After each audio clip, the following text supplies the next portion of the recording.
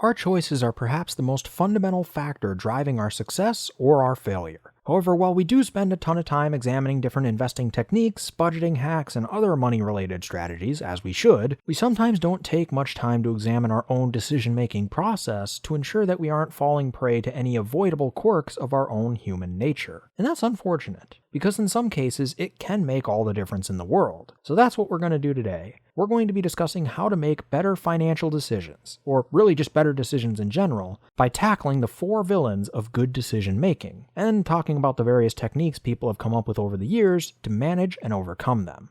But before we get going, be sure to like this video if you haven't already, as it really does help out the channel a lot, and subscribe with notifications on for more money-related videos like this one every single week. And if you want to further support this channel, you can check out some of the links I've left in the description below, which includes a 30-day free trial of Audible and 2 free audiobooks of your choice, as well as a list of some books on money I'd recommend checking out with your free trial. So the 4 villains of good decision making are having a narrow frame, confirmation bias, detrimental short-term emotions, and our own overconfidence. Let's take a look at what challenges each of these villains pose and what we can do to manage them, starting with narrow framing. So the first villain of good decision-making is having a narrow frame. A narrow frame stops us from considering, or even recognizing, all of the options that are actually available to us. Oftentimes, when we're in a narrow frame, we ask questions like, should I choose option A or B? A this or that question suggests that there are only 2 possibilities, and that we must choose one or the other, but this is oftentimes not the case in reality. And to make the most out of our choices, we need to ensure that we're considering all of our options. According to Chip and Dan Heath, authors of the book Decisive, which inspired this video, there are several techniques that we can use to give ourselves the best chance of uncovering all the options available to us in any given decision. Today, I'm going to be covering 3 of them. They are changing the question from a should I do this or that to how can I do this and that, so switching from or to and,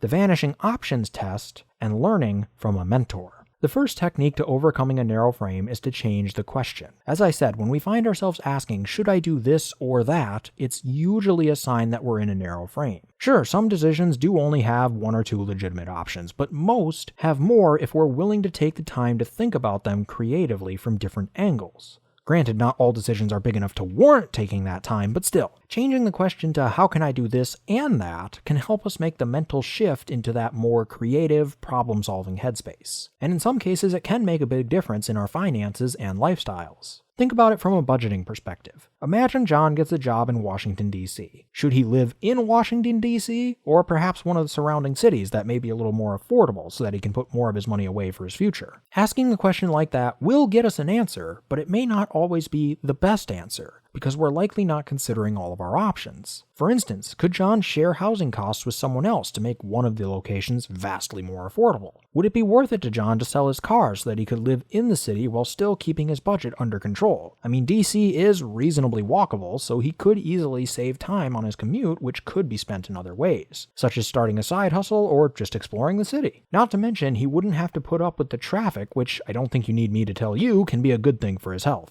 Now, John may not always find an answer he's happy with, which allows him to do both, but that's okay. Going through the process can still be beneficial. Perhaps he lands on another option that only allows him to meet one of his goals, but is one that he's happier with than his original answers. Perhaps because they meet some of his secondary goals a little bit better. And even if he does end up right back where he started with his original answers, at least he can be more certain that he's making the best decision he can, given the information that's available to him at the time. And that can have its own benefits. I mean, not having to wonder if the grass was greener on the other side is one of them. The second technique to overcoming a narrow frame is to use the vanishing options test. The vanishing options test is exactly what it sounds like. You pretend that one of your potential solutions is, for one reason or another, off the table, and then try to figure out how to approach the problem from another way. This helps to avoid a narrow frame for obvious reasons. It forces you to come up with at least one other good solution to your problem. One trick that might make coming up with that second solution a little easier is to reframe the problem. Sometimes we're not fully aware of the actual issue we're trying to solve.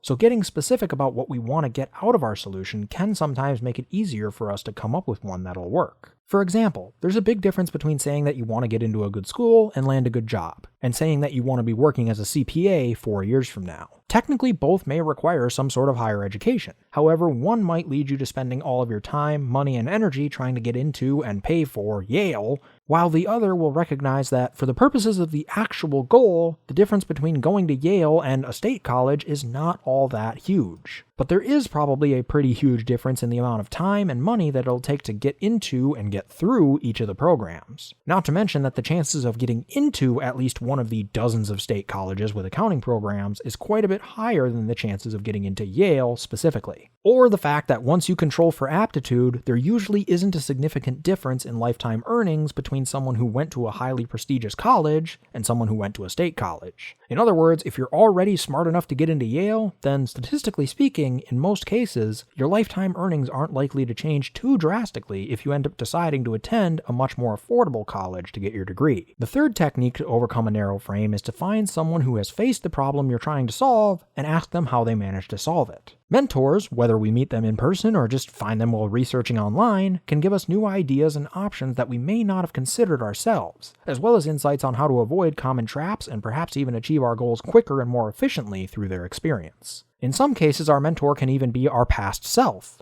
Say you're trying to get in the habit of going to the gym 3 times a week. You've made it there on some days in the past, but you haven't ever managed to do it consistently. You could think back to those times that you did manage to make it to the gym and try to identify patterns. Perhaps on many of the days that you made it, you were going during lunchtime, since that's the least chaotic portion of your day. Or perhaps you were trying to figure out what triggers you to make an impulse purchase or investment decision that you later regretted. Maybe there's a certain store where you find it difficult to maintain as strong of a control over your spending as usual. You could go to another store instead, or have someone else do the shopping for you at that particular store, or order the items that you need from that store online, or potentially even find other items that will do the job you're looking to get done without having to go to the store. Similar adjustments could be made with patterns you identify on the investment side of things, and those kind of insights can be of great help. The second villain of good decision making is our own confirmation bias. Once we've uncovered all of our options, we still need to ensure that we're assessing those options properly. However, confirmation bias, or our own tendency to search for, interpret, favor, and recall information that confirms and supports our prior beliefs and values, can make that difficult. Unfortunately, confirmation bias is something that we all experience, and based on what we know today, there isn't really any way to get rid of it entirely. But we can still correct for it to a certain degree by seeking out disconfirming information before making any final decisions, as well as experimenting.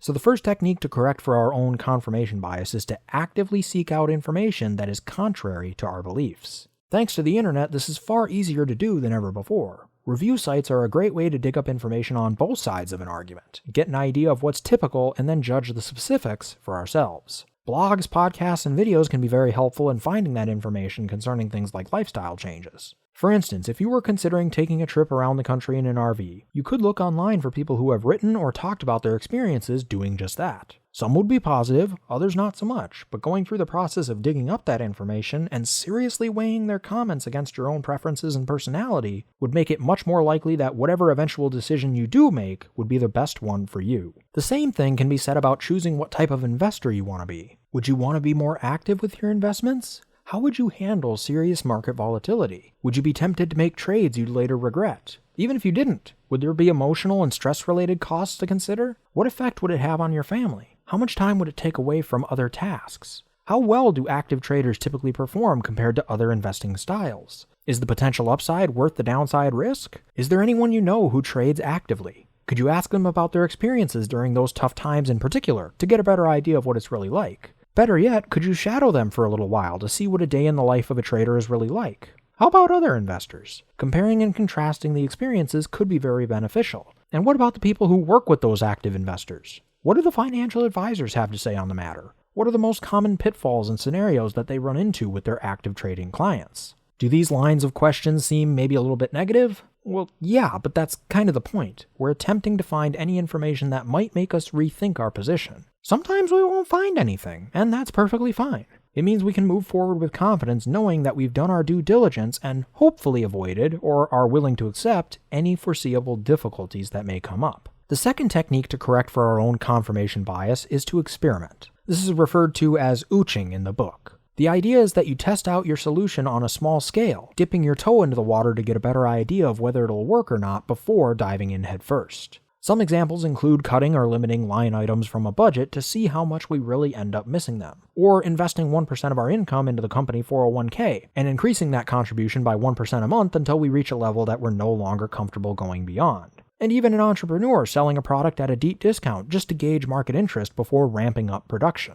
The third villain of good decision making is short-term emotions. We don't want to ignore or rid ourselves of these emotions, as they can often aid us in the decision-making process, particularly when it comes to larger and longer-term decisions that we want to be able to stick to. But we also don't want them to take control of the whole process. So the techniques that seek to circumvent this potential downside tend to focus on taking a step back and thinking long-term. The first technique to overcome disruptive short-term emotions is known as the 10-10-10 strategy. This strategy simply asks you to think long-term by asking how you will feel about a decision 10 minutes from now, 10 months from now, and 10 years from now.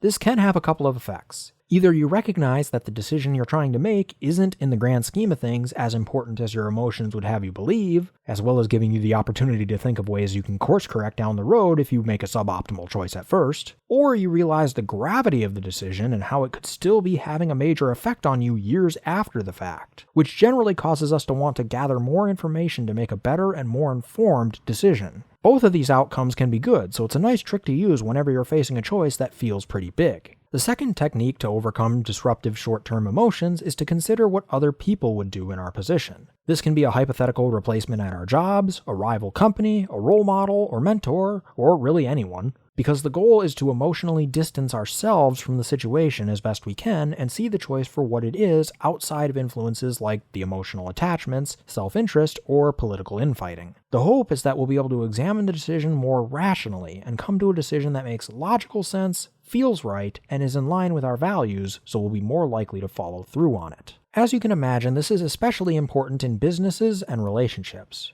because in both we can become pretty attached to one option over all others. Perhaps we've put a lot of work into an idea for a new product or a vacation, and we don't want to see it get shot down, so we vehemently defend it against all comers without really making the effort to hear what the others are saying. This also serves to trap us in a very narrow frame, because not only are we not considering other options, but we may not even be hearing potential ways to improve the options we're fighting for, because we're in such a defensive mental and emotional state. If we instead take a step back and ask, what would our role model do if they were in our shoes right now? We may be able to shift into a more calm and analytical frame of mind. Sometimes even just asking this kind of question can make the answer suddenly obvious. I don't know if you've ever experienced something like that before, but I know I have. The fourth villain of good decision making is our own overconfidence. We generally feel we're fairly good at predicting the future, particularly when it comes to things we know a fair bit about. However, particularly when it comes to finances, that overconfidence can be very costly. Things such as trying to time the market or over-leverage yourself on an investment can have disastrous consequences should our predictions turn out to be wrong. So we could use some techniques to try and keep ourselves in check when it comes to making those predictions. The main technique I want to discuss to manage overconfidence today is known as bookending.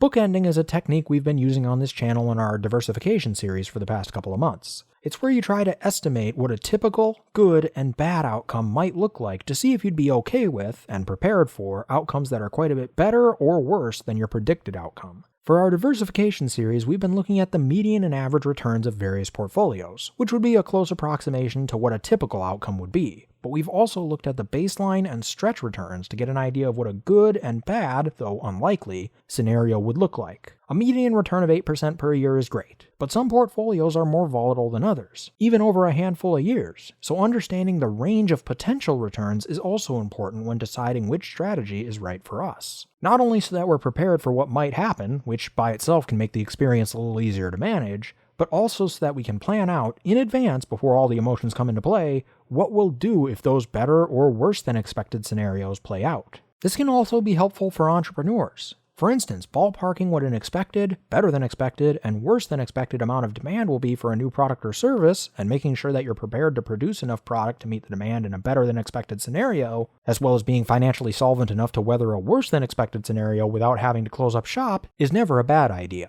So those are the 4 villains of good decision making, and some techniques to help manage and overcome them. What did you think of them? Are there any other techniques you've personally found helpful in navigating big decisions? Let me know in the comments section below, and let's get this discussion going.